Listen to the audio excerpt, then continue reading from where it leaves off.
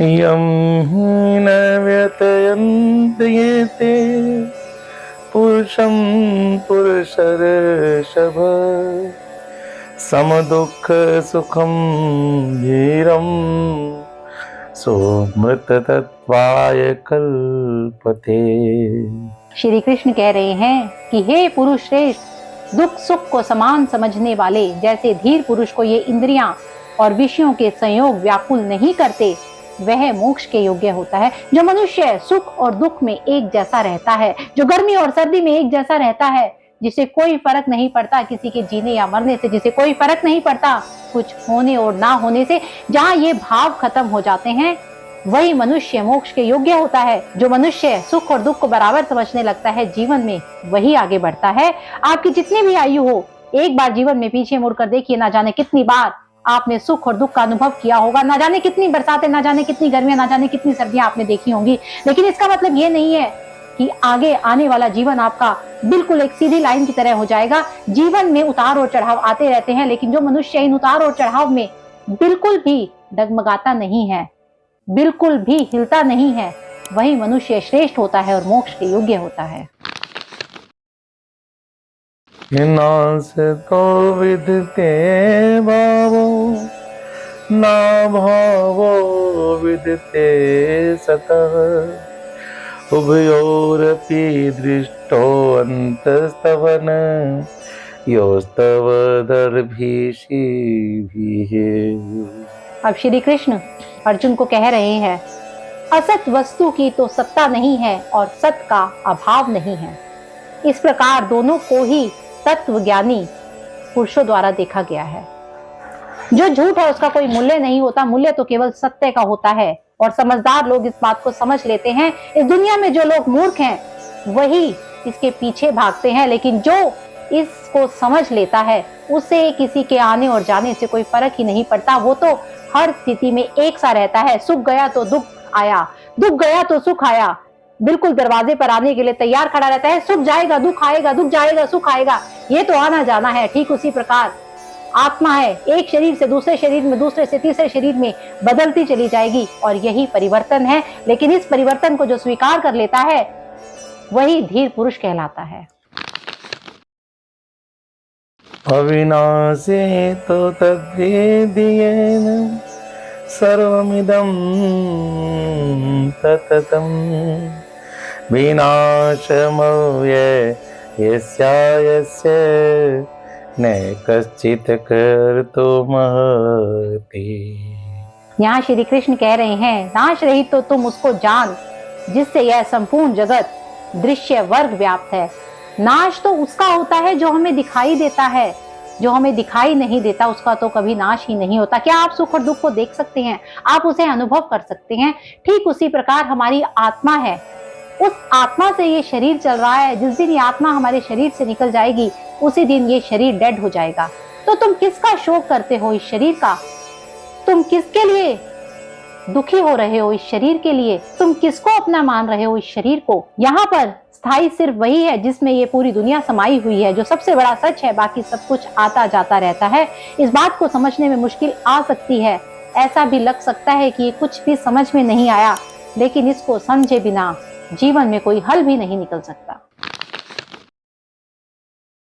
अंतर्वंत इमे देहा नित्यस्योक्ता शरीरिण अनाशिनो अप्रमेयस्य तस्मादुध्वस्य भारत। श्री कृष्ण कह रहे हैं अर्जुन से, सबसे बड़ी सच्चाई यही है कि आत्मा जिसे ना कभी मारा जा सकता है ना कभी काटा जा सकता है, वो कल भी थी, आज भी है और कल भी रहेगी। तो तुम किसके लिए शोक ग्रसित हो रहे हो? आत्मा जो मरती नहीं है, बाकी सब कुछ हमारा शरीर या हमारा भाव है जो मर जाते हैं। श्री कृष्ण कहते हैं कि हे भरतवंशी अर्जुन, तुम युद्ध करो क्योंकि ये आत्मा अमर है। तुम किसी आत्मा को नहीं मार रहे, तुम युद्ध एक शरीर के साथ कर रहे हो। तुम्हारा शरीर दूसरे शरीर के साथ युद्ध कर रहा है। और इस आत्मा को समझने के लिए बड़े बड़े महाअनुभवी, बड़े बड़े सन्यासी जंगलों में चले जाते हैं, ये समझने के लिए कि वास्तव में वे कौन है, आत्मा कौन है। श्री कृष्ण का कहना है कि शरीर नाशवान है और आत्मा अमर है, और यही सच्चाई है। इसीलिए शोक करना व्यर्थ है।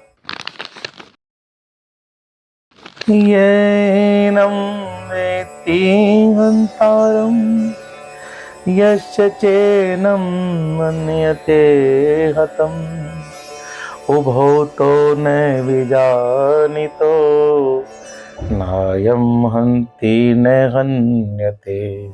श्री कृष्ण कह रहे हैं कि जो इस आत्मा को मारने वाला समझता है, जो इसको मरा हुआ मानता है, वो दोनों ही नहीं जानते कि सच्चाई क्या है, क्योंकि ये आत्मा वास्तव में ना मर सकती है, ना ही किसी के द्वारा मारी जा सकती है। इसका तात्पर्य है कि आत्मा सिर्फ होती है, उसका होना ही सत्य है। यहाँ सत्य क्या है और यहाँ झूठ क्या है? सत्य हमेशा रहेगा, सत्य कल भी था, आज भी और कल भी रहेगा, और सत्य ही आत्मा है। और झूठ क्या है? ये शरीर एक छलावा है, ये विकार इस शरीर में आते हैं। आत्मा को कभी ना भूख लगती है, ना प्यास लगती है, ना सुख होता है, ना दुख होता है। तो तुम किसके लिए शोक करते हो?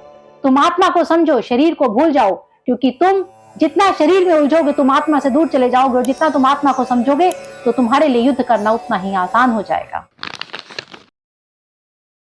न जायते म्रियते वा कदाचिन्नायं भूत्वा भविता वा भूय अजो नित्यः शाश्वतोऽयं पुराणो न हन्यते हन्यामाने शरीरे।